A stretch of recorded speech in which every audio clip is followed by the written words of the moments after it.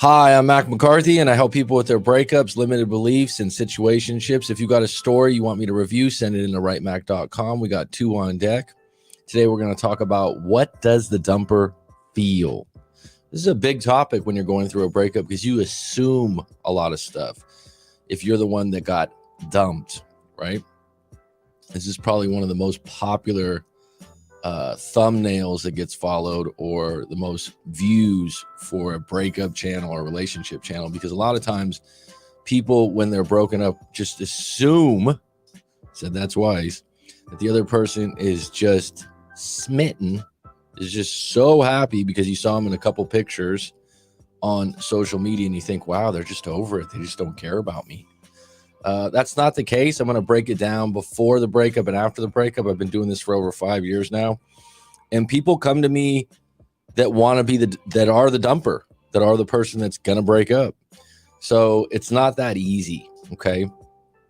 And what they go through, I'm going to break it down before and after. Okay. And now this doesn't apply to everyone, and everyone's a little bit different. The circumstances definitely change. If you were a total jerk, if you did some bad things to them, they might be relieved to get out of the relationship.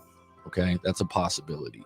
But the reality is, in most cases, number one, before they break up with you, they build a case. Okay, just like you're going to court, you build a case. They're building a case of why they're going to break up with you. Now, some people, they grab some petty things that they throw at you and you're like, wow, that's, taking out the garbage or washing the dishes. Now, for some people that can be a big deal, but for some people they're just grabbing that, but they don't want to touch the heavy stuff. Like, I'm not attracted to you anymore. Think about the statement that you hear a lot in movies or in breakups. And the woman usually says, I love you, but I'm not in love with you anymore. What does that even mean? Because the ironic thing about that statement is love means different things to different people. What that translates to me is they've lost attraction. Attraction's not just physical, but it is physical, if that makes sense. It's not just physical, but it is physical. It's body language, it's the way you handle yourself, it's confidence. But a lot of times that's what they mean. And so when they build a case, they have all these reasons of why they've developed to make this big decision. Now, if this is an impulsive person, if this is a person that just makes decisions on a whim, they might not build a case as strong. But that's why when you go through the breakup and you're combating or coming back from some of their reasons and you're a little frustrated because you're like, where is this coming from? They've been collecting things. And so when the time comes, they're like, and you do this, and you do that, and you never picked me up in the rain from work twice. And you're like, what? It's like they built this case before. And they're doing that to cement the real reason. So to me, what I mean by the real reasons people break up are probably one or two things, but they make it out like it's more to make themselves feel more cemented in the reason. Because really, like if you were in a relationship and you were highly attracted to someone and they didn't pick you up from work in the rain, that's probably not going to be a reason you break up. Whereas if they tell you, hey, I'm just not attracted to you anymore, it's pretty hurtful and hard to swallow, right? So number two, they are scared to hurt you. Now, this isn't just women. Women have more trouble with this than men, and the bad thing about this is they'll stay in a relationship where they don't have that feelings or attraction just because they don't want to hurt you. And it's not really fair because you can feel that. You can feel that on the other end. And you feel this awkwardness. You guys are sleeping together less. And you think to yourself, well, what's going on here? They're scared to hurt you. They want to break up. And a lot of times when they break up with you and you're shattered and you're upset, wouldn't you rather them be upfront? Wouldn't you rather them let you go than tell their friends, oh, I just need to get out of this relationship? Number three, they lie sometimes. Before the breakup, they're oh, it's just work, it's just this. Sometimes they're lying about what it is. Number 4, worst case, they make you the bad guy or girl. In the case where they say, you did this, you did that. They're not taking any responsibility, any accountability, and they find a reason. In some cases, they're waiting for a reason. They're just waiting for you to do something that's it, we're done. And then you think, for that? A lot of times it's more than that, right? Number 5, this is actually a big one. So if you think to yourself, before the breakup, their biggest hurdle to overcome, they may be losing a secondary gain from the relationship, such as finances. A lot of people stay in relationships because of financial gain, because someone's paying more than half the rent. Okay. And that can be hard for both sides. So if let's just say that you're in a situation where you share a rent of $2,000 and because you make more money, you pay $1,500, right? If you leave, you're going to have to figure out what they're going to do. And that's a big deal. So before the breakup, the financial situation's big. And then there's a secondary gain as far as some people don't like to be alone. There's a large portion of people that feel really empty if they're alone and they have to go to a cocktail party, or they got to go to a Christmas party, or they got to tell their friends. They're really embarrassed to tell people that they're single. I know it sounds strange, but there's people out there like this. So there's a secondary gain outside just being boyfriend and girlfriend. The financial one's one of the biggest. And so when the person, what does the dumper feel before? They're thinking about finances, if that's an issue, right? If they're going to leave you in the cold, or they're going to lose. And unfortunately, when someone's tied you too much to finances, such as basically you're their job, that's when people get desperate. And that's when people act like, oh, I'm so in love with you, I'm so this. Really, the situation is they're losing their job. They're losing their financial ability to make it in the world. If they've been financially on you for a year or 2 years, as far as like, you're their rock financially, it's going to be really difficult. Whether they're the dumper or you're not the dumper, because it's lopsided, and unfortunately, it's part of the world right now, right? It's like finances count. So that's a secondary gain in it. But they really have to build their case. Once they've built their case, if the secondary gain is strong enough, they'll stay in the relationship, right? Whether that's, I'm embarrassed to be alone, or tell my parents. I mean, there's people that are 35. They're like, I don't know what I'm going to tell my parents or my family. That's a big deal to some people. All right. Now, what does a dumper feel after? Like I told you, I have people come to me for coaching that are the ones that dump the other person. Number 1, regret. A lot of regret in the beginning, because there's no going back right away. And so there's going to be some lonely moments. People that feel relieved means that they were really in a bad relationship. Okay. That was one of those cases they needed to get out of. 2, lonely. If you were together, the more you were together, the more lonely, the more of a void there's going to be. If you live together, it's like there's a ghost in the house. I've talked to people about this before. They're like, yeah, how do you know that? I've been through one of those breakups. Every time you walk in the room, every time you go to sleep, you feel like something's off, something's not right, there's like a ghost in the room. It's really uncomfortable. It's because you've been with that person for 2, 3, 4 years, right? It's like if you brush your teeth every night before bed and you don't have a toothbrush again, you're going to keep trying to brush your teeth. It's like if you had someone in your bed for 3 years with you, there's going to be a major void there, right? Number 3, missing intimacy. Whether that's holding, cuddling, whether that's sex, that's going to be a big one, unless there's someone that just gets back on the horse right away, no pun intended. Number 4, who do they talk to about their life? So this is a big one when people break up and they stay connected. So they stay like, oh, let's just stay friends, because let's face it, a lot of times your partner is almost like your therapist or your soundboard. They're hearing everything about your life, right? And that's a good thing. You should be able to air things out from work to family, right? That's a good thing. That's not a bad thing. But once you break up, if you decide, this is why when you decide that oh, we can just be friends, or we can continue texting each other, we can hang out. If you decide to do this, right, what you're doing is you're allowing them to get a piece of the relationship that was non-intimate, that's comforting, nurturing, and lets them feel comfortable being broken up with you. And then they can also meet someone else at the same time. It's really a bad position for you to be in. So if the dumper says, hey, we want to be friends, you're actually doing them a huge favor.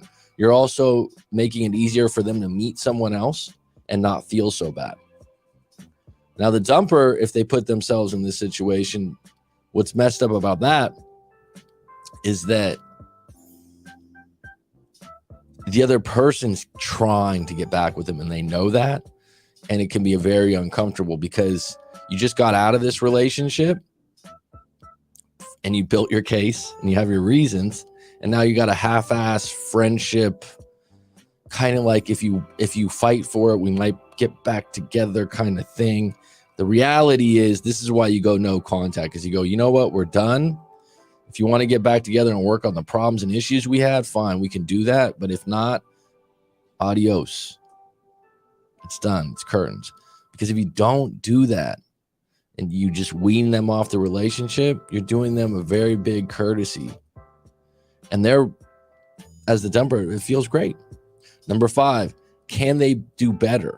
So this is going to be going through their heads when they have 1 week, 2 weeks. If the dumper is dealing with you in no contact, then they're definitely going to feel this because you're no longer an option.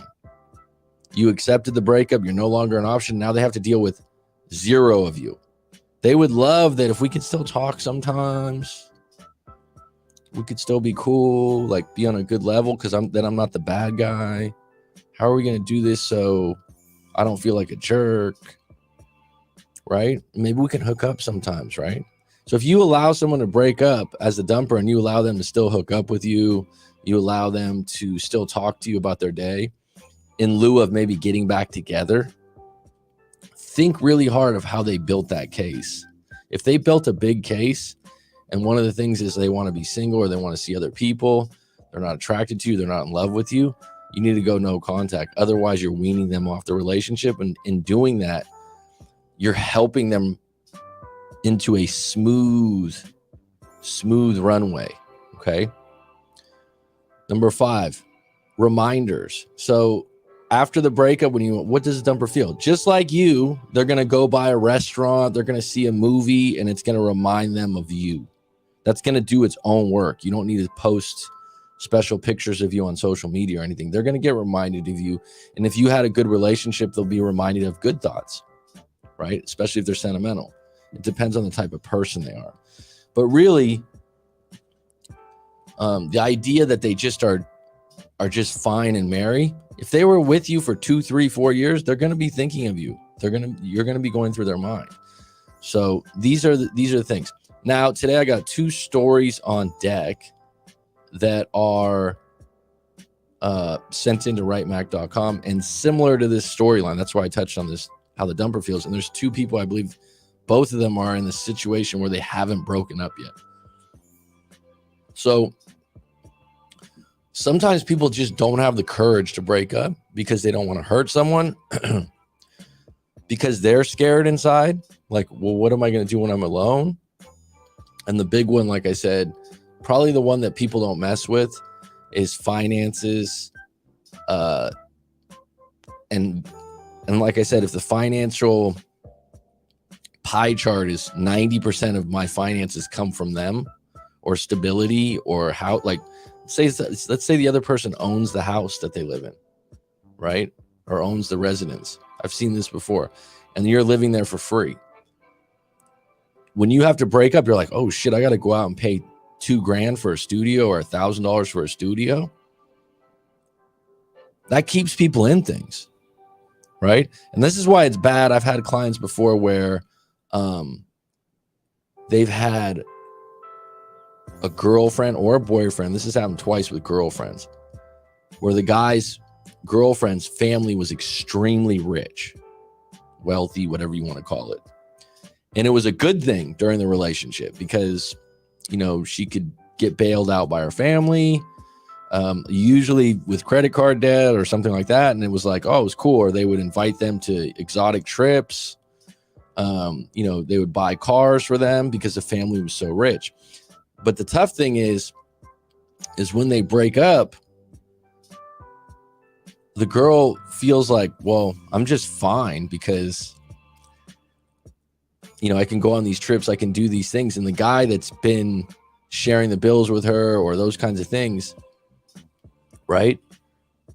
He's like, well, I got this housing thing, I got that. It's a nice soft landing when someone's already rich. When you're dependent on someone, the opposite of that, in the relationship to come up with more of the money for the lifestyle you're living, it's a harder landing. It's harder to break up, and people will go above and beyond to stay in that relationship. So keep in mind those secondary gains. Beyond finances, like I said, it could be status. Like if the individual you're with has some kind of status, whether that's political, whether they're a big time lawyer, or whether they're really good looking, that's a big one too. Like they're a really good looking person. So your ego is attached to the idea that I'm never going to be with someone this good looking that's, on my side, right? Those are secondary gains that come up a lot. All right, let's get into the stories. Got a couple on deck here, 2 on deck. Feel free to put it in the comments if you have been the dumper before and how you feel before. Maybe if I have some time, I do have I only have about 15 minutes here. Okay. Let's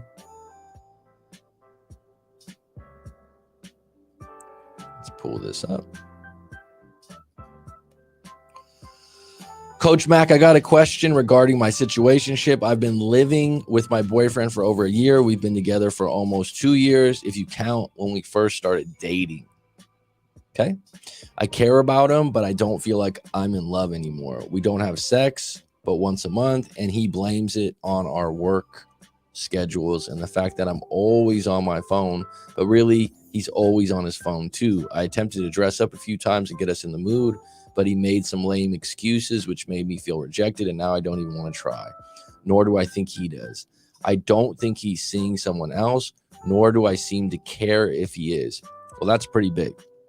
The fact that you don't care if he's seeing someone else, that means that you're checked out of the relationship. When you're checked out of the relationship, you're going to get more resentment. It means that you actually want to break up, but there's some kind of secondary gain, or you're just scared. You're just scared. I know that sounds bad. Well, this is why you write in your story and honestly, because you got to get this off your chest. I just feel like we will break up inevitably, as I plan to go back to school in a year and a half to get my PhD, and I'll have to move to another country to do so. That is a goal I already told him I had. So if you told him that up front, whether he's going to ride with you or not ride with you, he has to take that into account. I give you points for telling him up front, right? And if that's a goal that's like cemented in your future, you got to honor that. He knew this going forward. We are now living in a city that I don't like and that I moved to for him and to get away from an ex whom was becoming dangerous. I was literally scared of my ex, and he was coming to my work and threatening to smear my name and even hurt me physically. Okay, so right there, this guy was like a savior and made me feel secure at just the right time. Looking at YouTube, I guess this was a monkey branch or rebound, but I really like this guy. The monkey branch and the rebound thing, in my opinion, it's overstated by bitter people that have been dumped. People that are good looking or have things going for them tend to rotate or pivot out of a relationship a lot faster and have more options. In this particular case, you're only being human. You were scared. You're in a dangerous relationship with an ex. Someone might say, oh, you just need to take some time. Well, you were scared to be alone.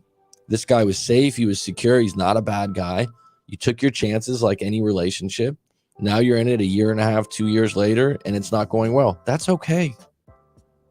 That's nothing to be ashamed of. That's not monkey branching. That's you having a situation that's not on the internet, because the internet and YouTube is just generalized topics. Well, you shouldn't do that. You shouldn't do this. And no one's got their feelings involved. In this particular case, I think you did the right thing for you. And then, like you said, this guy was in the right place at the right time with security for you. People out there are like, oh, you just used him. I don't think so, because maybe it could have worked out if you didn't move to this city, but you tried it, and you don't know till you try. I'm still attracted to him physically. He's a good guy, great job, good work ethic, no drug issues, and he's responsible. Well, there you go. So like right there, it's not like you just monkey branch or rebound. He's a good guy. He's an improvement over the last guy. So, right? That being said, sometimes you can be in a relationship with someone that looks good and has all these good qualities, and you're just like, something's off. I don't know what it is. It could be where you live. Sometimes when it's off, where you live or where you're working is affecting your livelihood, you're feeling good about yourself, and that'll affect your relationship. This guy was like, it's just, I hate the city we live in. I just feel like something's off between us. We just don't match up well. But on paper, to friends and family, he seems great.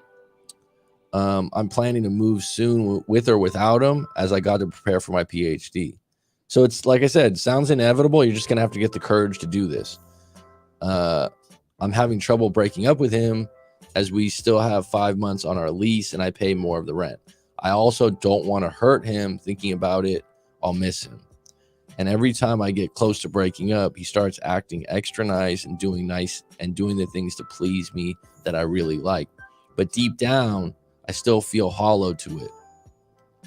What you don't realize is in the background, you have this feeling of, I'm going to move. The PhD comes first.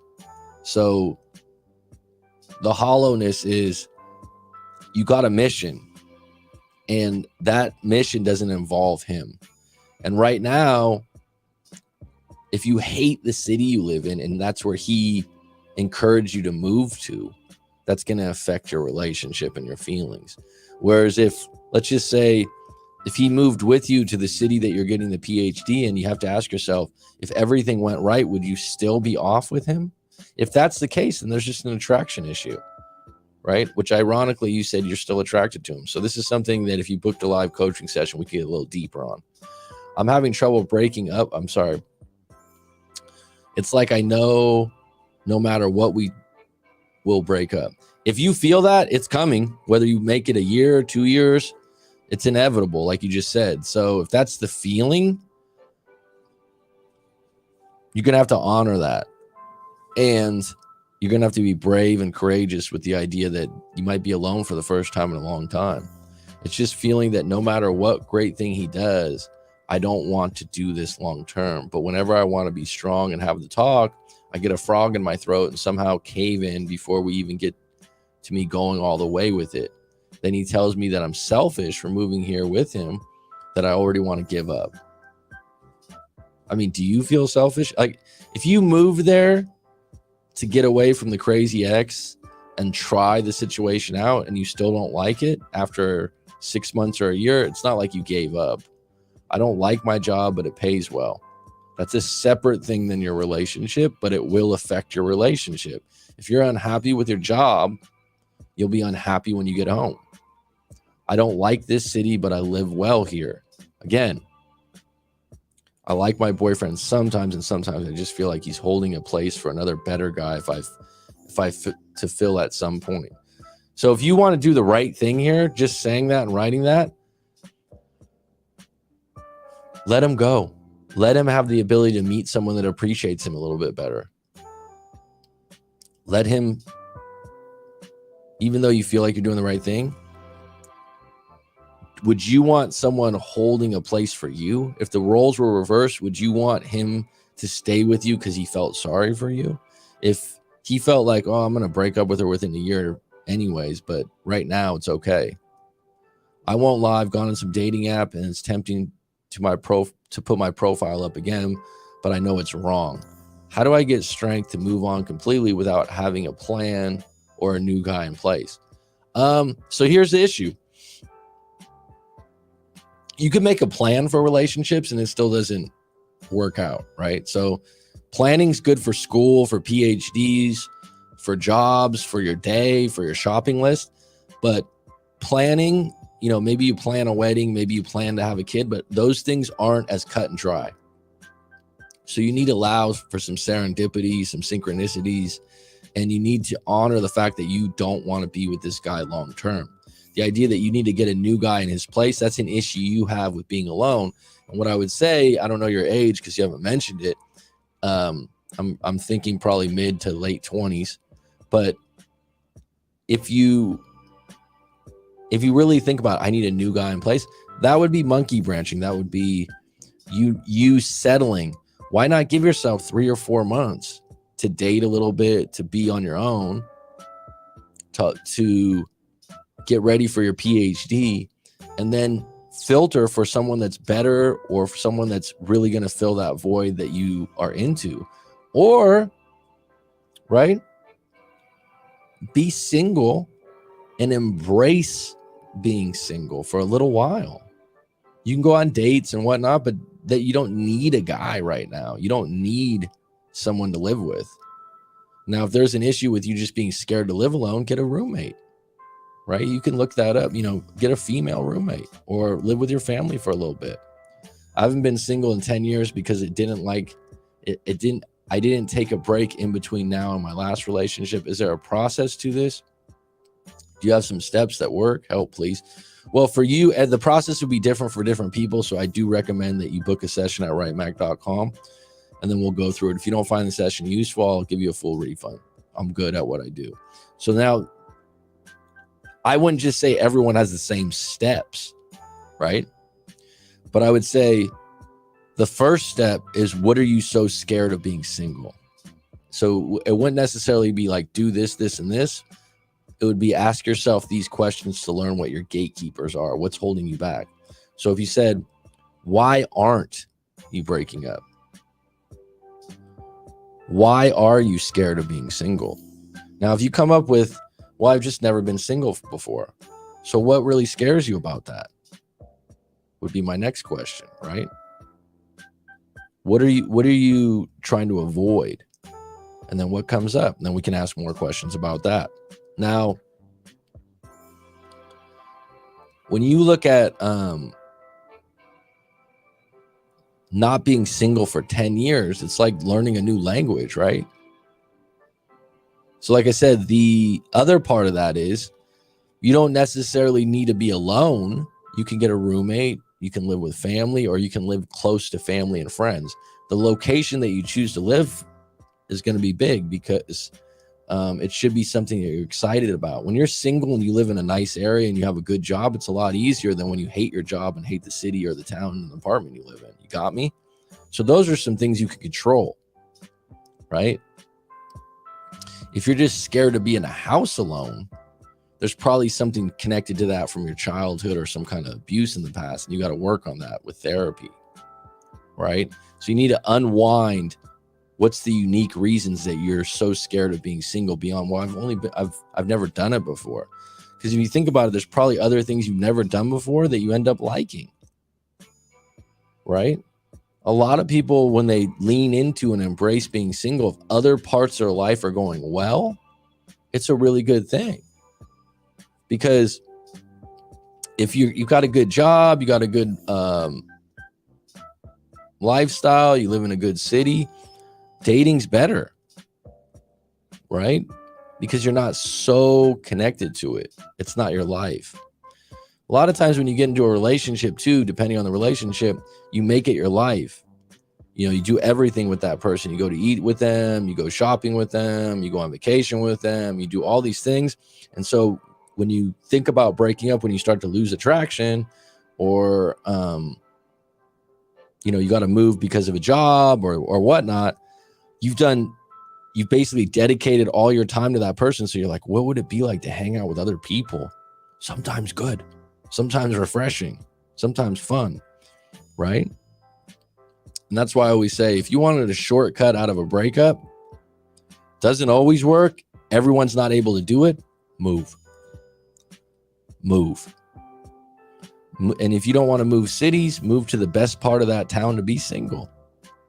So if you were, like, I had a client years back that was from Melbourne, Australia, or lived in Melbourne. She wasn't from Melbourne, but she was, they had a beautiful house. It was a shocking breakup for her. They weren't married, but they were together like 8 years. had this like $1 million house. So she was really gutted that she was going to have to sell that house. I said, hey, look, move to the coolest part of Melbourne. I'm saying Melbourne, weird. Melbourne. And go. And she's like, all right. A week later, she texts me. She goes, I found a really cool apartment right near downtown. I can afford it. It's a studio, you know. And she was excited because she was like, this is something you didn't get from the area she lived in. And that could be fun when you embrace it, right? And there's a little security living in an apartment complex rather than a single family home. So when you start embracing things start unfolding for you rather than, I can't, right? I'll help you with that. Rye Flint, good morning to you. All right, one more really quick. Coach, I just broke up with my boyfriend yesterday. I just couldn't do it anymore. He gained a lot of weight this last year, pure laziness. He also smokes weed too much. I just had enough. I lost all attraction and couldn't even kiss him because his breath was so bad. But now I'm broken up one day and all this texts keep flooding in, asking me for another chance. He wants to date me again, he says. He said he'll quit weed and has started the gym. I believe him, but it's not that easy to get back feelings. Or this is one of those cases when someone wants to know what the dumper feels. This particular guy put himself in that situation, but she also allowed him to get this way or accepted it. So he accepted it. So a lot of times people don't do anything until there's consequences. Hence the reason, oh, I'll quit now. Oh, I'll go to the gym now, right? But there's been too much wreckage on the road, right? The fire's already been blazed. It's ashes to ashes, dust to dust. You could possibly get back together, but you're not going to get back together anytime soon. You don't want the guy that's starting the gym. You want the guy that's been going to the gym for a year or 2 years, right? That's what you're saying. But it's not easy to get back feelings, but I really don't have much for him. And there's a guy I flirt with at work that I really want to go out with, but my boyfriend or now ex knows him, and I feel bad if I got back to him. I also told my ex that we could go out to dinner this weekend, but really don't want to go. I just feel bad for him and want to give it a chance, but I'm really done. Okay, so bottom line, if you feel bad for him and you have pity for him, you know, you feel like, oh, you know, you already broke up. So you broke the ice, the hardest thing to do already, right? Okay, going back and giving him hope, because I deal with guys like this all the time that once they get hope or you allow them to go out with you, they think, oh, now we got a chance here. If you really think there's no chance, you're actually doing him a favor by saying, hey, look, I need a month or 2 months. I'm not going to talk to you. It's not personal. I still care about you. But if you say like, oh yeah, this weekend we can go out to eat. Yeah. But you really, really don't want to get back together and you're already talking about dating other guys, don't do it, because you're actually hurting him worse, right? Let him know that it's not going to come back anytime soon and you're happy that he quit weed and he's going to the gym. But right now you just want to be single for a while. You already broke up. And if you have to block him or you have to do that, you have to do that. Because otherwise, if you don't block him, you're allowing him to believe that there's still a chance and it's going to be more annoying. And you're going to carry on this fake facade of hope for him, which if you think about it is worse. What if someone did that to you? Would you rather just be let go? I'd rather just be let go.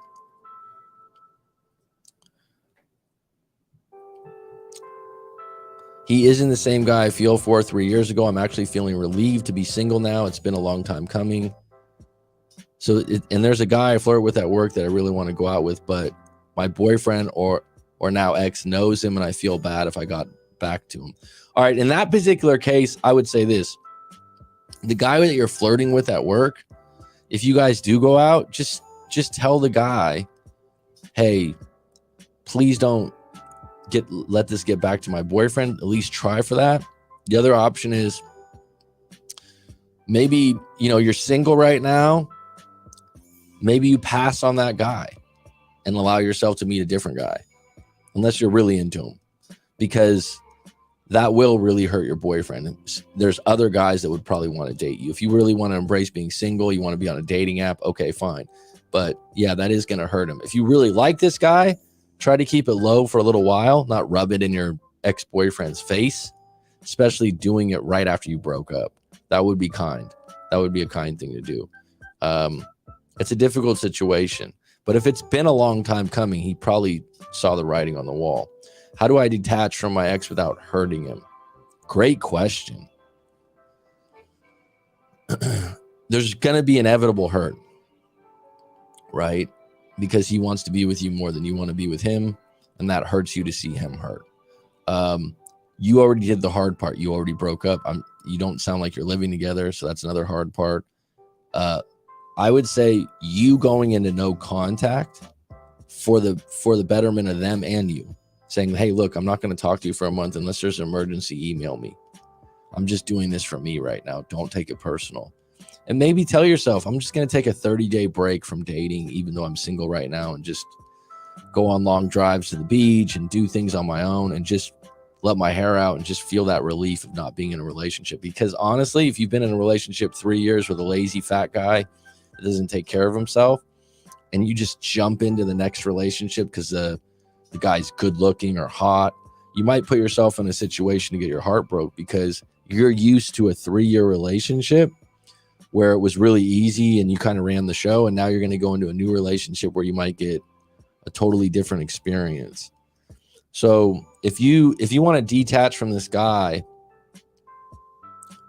without hurting him, you're probably going to hurt him no matter what. But I would say you catpawing him around and allowing yourself to text back and forth and talk to him and be validated and make him think maybe we might get back together when you think there's no chance, that's actually going to be more hurtful to him long-term and you long-term. It's going to get harder and harder. You're going to have to it's almost like this gray area you're in. You're going to have to break out of that just like you had to break out of the breakup. So you're better off saying, hey, look, I'm going to take 30 days and I'm not going to talk to you. And it's not because I don't care about you. It's just right now, I think that's best for both of us to process this. And if you honor that and you make yourself unavailable and you don't make it just like, oh, it's just, I don't want to talk to you. It's just like, I'm just going to do this overall. I just want to be alone. Make a definitive statement. Okay. I broke up with him, but I feel this incredible guilt and sadness for him. That's natural. Book a live coaching session with myself. We'll unpack that. We'll unwind that a little bit and honor the fact that you really do feel sad and guilty. That's okay. Don't fight that. Don't run from it. Go through it. If you cry at night feeling bad for him, do it. Going on a date with him out of pity isn't good. Crying your eyes out to your friend or a coach or a therapist saying, I feel bad about this, and unwinding that and unpacking that and talking about it for 2 hours would be much better way to go about it. He's even mentioned that he can't live without me and that he's scared he's getting dark thoughts about his life without me. I don't even know how to respond to that. That's a tough one. And I've had multiple people in those situations. I've had a girlfriend myself that had an ex-boyfriend that would send texts like that. And it's tough. You're not a therapist. You're not, whether he's got those thoughts or not, tell him, look, I care about you and I'm sorry about that, but I want to honor that. If you're going through something like that, I highly recommend you get a therapist to talk to. And if it gets really bad, something like that, where the texts are really dark, then you might want to contact a friend of his or a family member and just let them know I'm a little bit worried about him. He seems to be saying he's having dark thoughts. You're not doing that for any other reason to contact friends or family, but for that particular reason, you could do that. So that's an option too. What do I do to move forward but not hurt him further? Well, you're going to hurt him. It's just not on purpose, right? This isn't a malicious act. This is you being honest about your feelings. And this is you honoring who you are and what you want moving forward. And let's face it, you said you were together for 3 years and things didn't change, right? And him coming back like this, saying like, oh, I'm going to go to the gym, I'm going to change. It's not going to happen. You're relieved. When you come out of a breakup and you're relieved, so what the dumper feel, you're relieved, that relationship's done.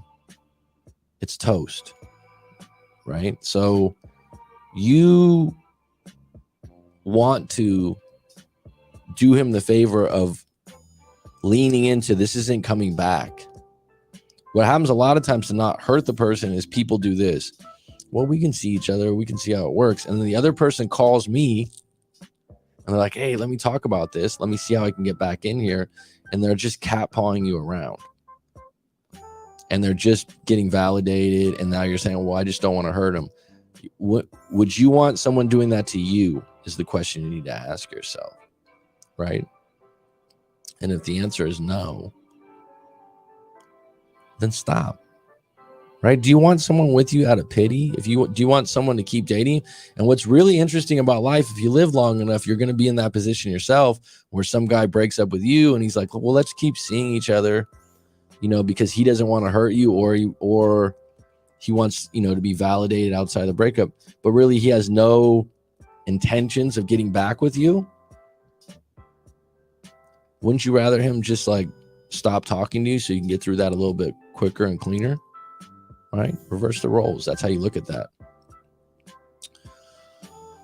All righty. So this has been good. This has been grand. Thanks for seeing you, Riflin. I hope you have a good day.